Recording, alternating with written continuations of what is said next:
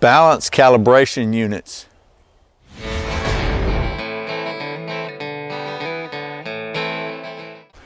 Welcome back to Survival on Purpose. My name is Brian. Thanks for joining me. Today's video I'm really excited about. Throwing knives from Schrade. I'm almost speechless. First of all, I'd like to thank Schrade for sending me these so I can show them to you. These are brand new, not even released yet. They'll be released sometime the fall of 2015. I think I'm the first person ever to get some of these to review. So thanks, Schrade. I really appreciate that. I got to tell you, on one hand, I'm not really sure why anybody would need a throwing knife. I mean, who in the world would throw a knife, right? But on the other hand, I do a standard balance test on every knife pretty much that I review, and sometimes the testing apparatus needs to be calibrated, and this could, I can see where these could come in really handy, calibrating the testing apparatus. But seriously, I always recommend never ever to throw a knife, right? Because it's dangerous. You could damage the knife, you could void the warranty. However, if you're going to do something like that, this is what you need to do it with. You need a knife designed specifically for the purpose. And that's what these are. These knives are designed for throwing. They're not bushcraft knives. They're not survival knives. They don't even really have, as you can see, they're not even sharpened except for the very end. They're designed for one thing and one thing only, and that's to throw and stick into stuff. And honestly, they're not even weapons. They're more like they're just for fun. I mean, I guess you could use them for a weapon, but I kind of use it like, it's kind of like throwing darts to me, you know. So take a little quick close-up of these things, and then we'll get to doing some of that knife throwing stuff. Okay, so these are the brand new throwing knives from Schrade. They come in two different versions. The smaller version is the 8-inch throwing knife. It's the SCTK6 of 2CR13 stonewashed steel. Each knife weighs in at 2.6 ounces. It comes with nylon sheaths, which actually separate into two separate sheaths if you want to carry them that way. The larger version is the 10-inch SCTK3. Each one of those weighs 4.2 ounces. They come in a 3-pack. They also are 2CR13 stonewashed stainless steel. Okay, so each one of these knives comes not only with the sheath, they come with a little set of targets for you.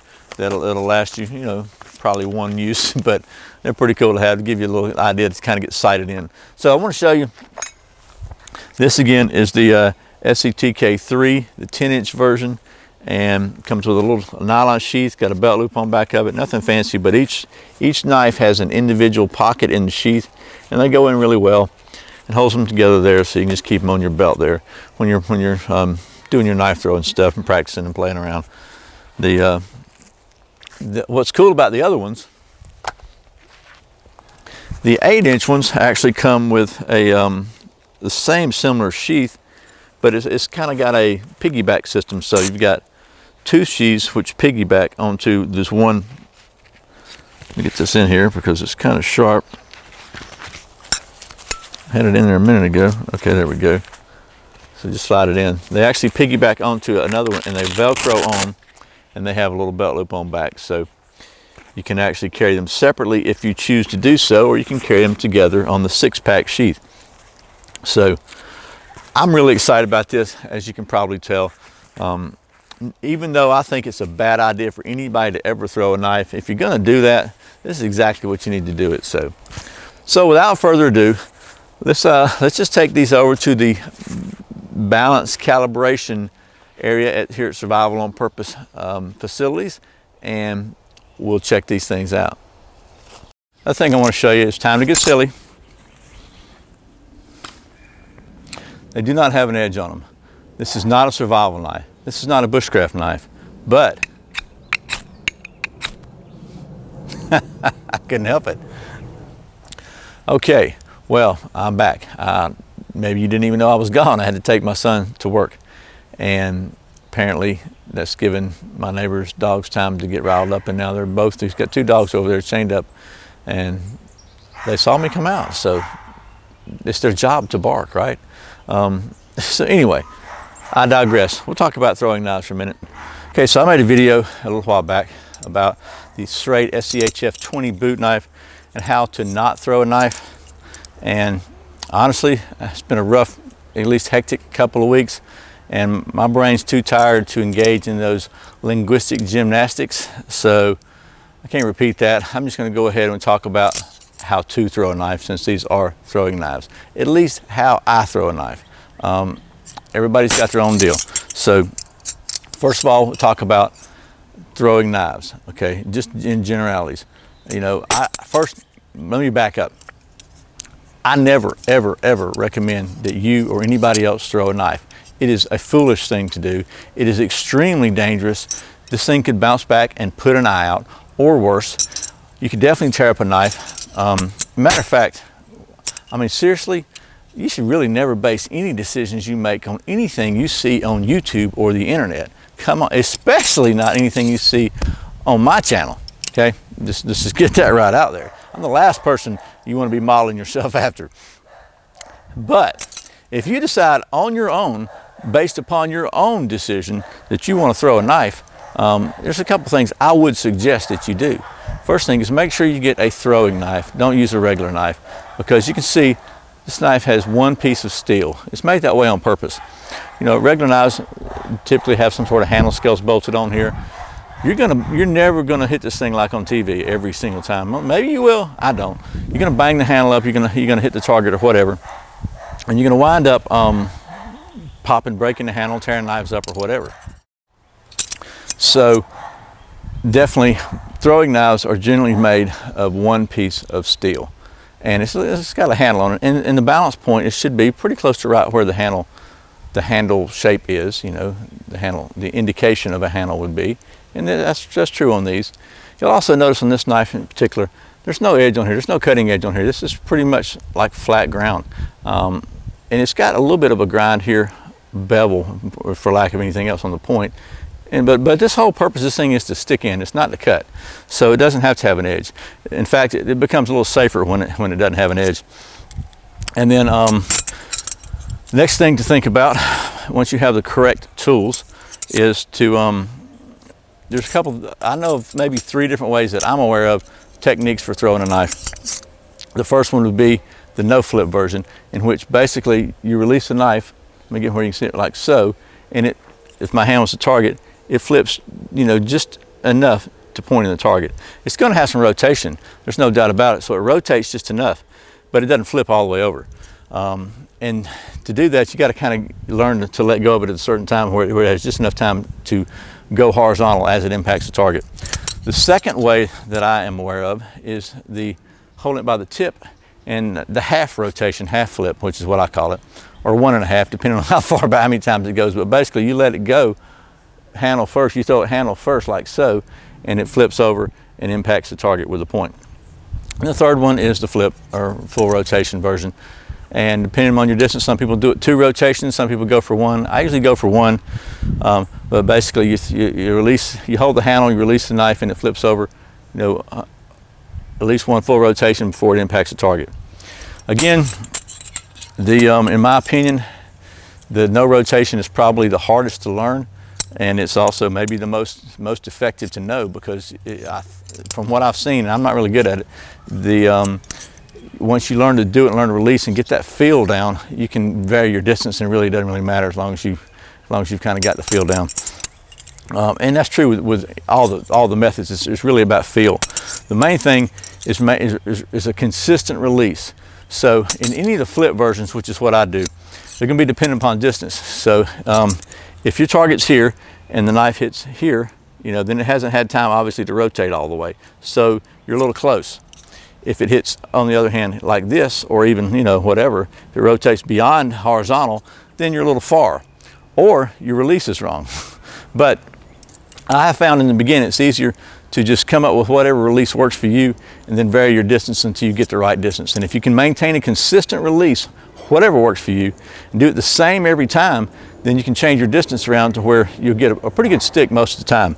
Once you get really good at that and get practiced at it and become familiar with it, and you develop that muscle memory in your release, then you can try varying different releases to get more or less spin and more or less flip, rotation, whatever you want to call it, and that'll help you adjust your distances. After a while, you can kind of learn to maybe vary your release based upon the distance, but that's getting more and more advanced, and you know, most of us are not there at that point. And so that's kind of like the knife throwing 101 basics. The other thing I really want to point out is, in my opinion, I know there's going to be comments, you know, I don't think throwing a knife is a good defensive technique or a good weapon or whatever, and you know what? I fully agree. I don't look at this really as a weapon. This is more like a game of darts to me. It's fun.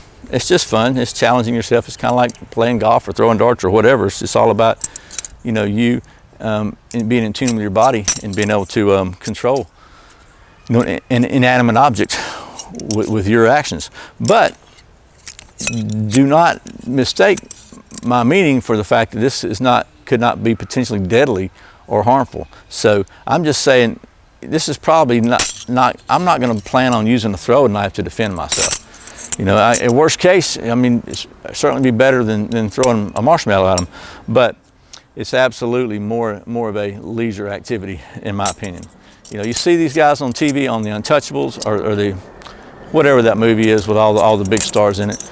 You know, and they throw knives and it kills somebody. Next, you know, here's Rambo throwing a knife and it kills somebody. Oh, that's fake. You know, obviously. You know, here's Clint Eastwood. Here's Chuck Norris. Okay, maybe Chuck Norris, but for the rest of us, chances are it ain't happening. That's Hollywood. So, without wow. You know, I love dogs. I really, really do. Okay, so what I thought I'd do now is I'm gonna take the 8-inch knives and just kind of show you. Hopefully, I can kind of set the camera up where you can see what I'm doing. Kind of give you a couple of my ideas anyway. So let's talk for a minute about the no flip technique. And the best way I know to get started practicing that is to get close, so that basically the knife just comes out of your hand and has enough time to engage, like so.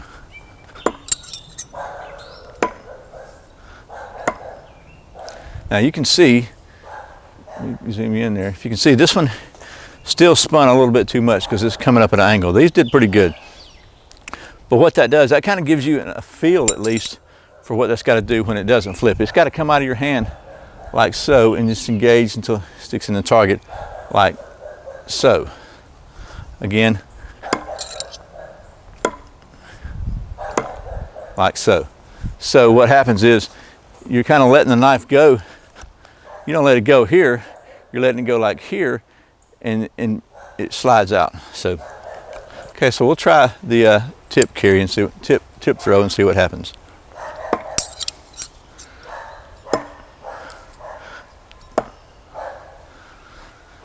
So once again, nothing fancy, no trick to it.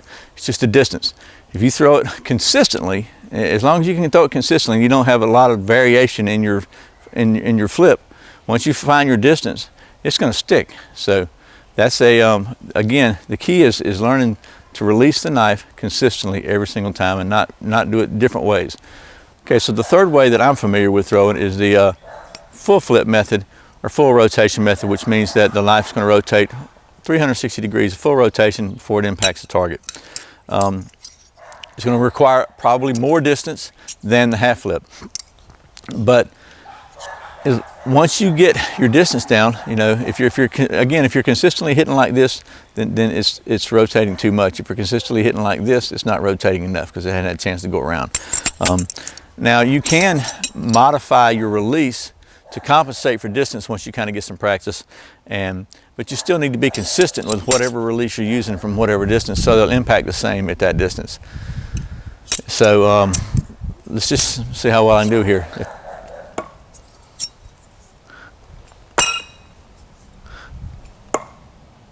Okay, so you see how it's actually the handle's pointed down on this one and a little bit down on this one. That means it really didn't rotate completely fully. So either I wasn't standing back far enough or didn't have quite enough rotation, one of the two. So let's try it again, and you saw also I missed one. Okay, so I stepped back about a step, and we'll try again.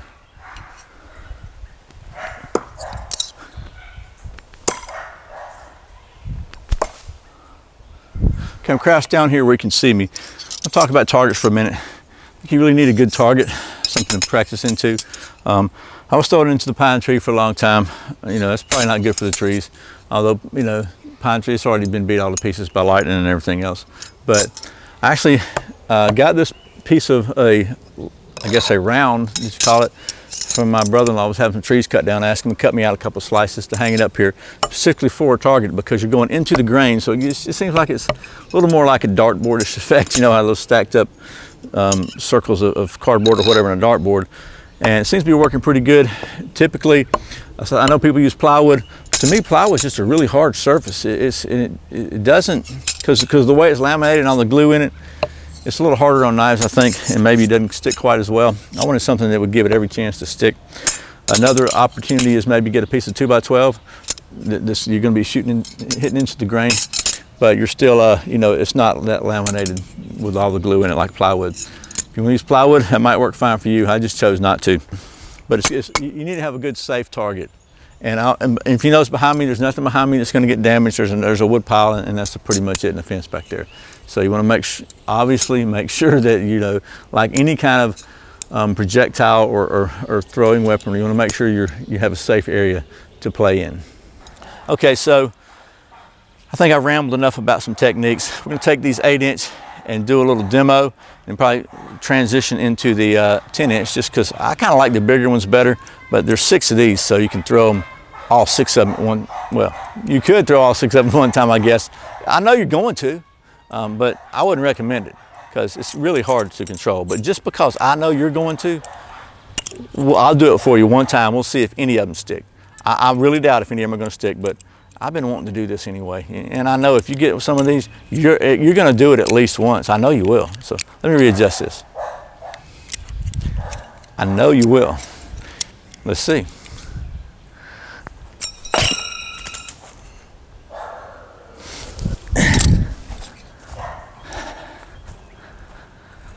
Okay, well, I was able to find them all, so that's part of the success right there. It's kind of like shooting arrows in pine straw. It's really hard to find, so, but you saw how effective that is. It's a lot better to throw them one at a time.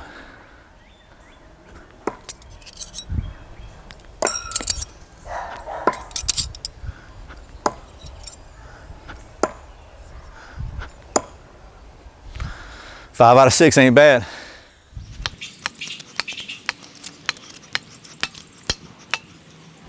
Okay, that's the Schrade throwing knife. Again, this is the 8-inch and 10-inch version. And again, another disclaimer, I don't recommend throwing knives. But if you're going to, I definitely would advise you to get some dedicated throwing knives. And I think these Schrades are just a ticket. I don't have a price on them yet. They're not really even out yet. They'll come out sometime this fall, I think, to be released for sale. But if they're like everything else Schrade's got, I'm sure they're going to be a bargain. I can tell you that I have beat the heck out of them. I've missed, I've banged, I've clanged, I've bumped them into each other, I've hit each other. This 2CR13 steel, I think, is the right choice for this kind of tool, this kind of knife, this kind of toy, whatever you want to call it. They got the heat treat right, the temper right on these things. They've been really beat up, and I'm pretty impressed with not only their balance and throwability, but just their toughness. So I hope this has been helpful. As always, thanks for watching Survival on Purpose. Thanks for subscribing. Thanks for clicking that like button, for sharing it with your friends. Thanks for watching those ads and for clicking those Amazon links. I really appreciate it. Once again, my name's Brian. You're watching Survival on Purpose. Remember, survival's not an accident, so be prepared. See you next time.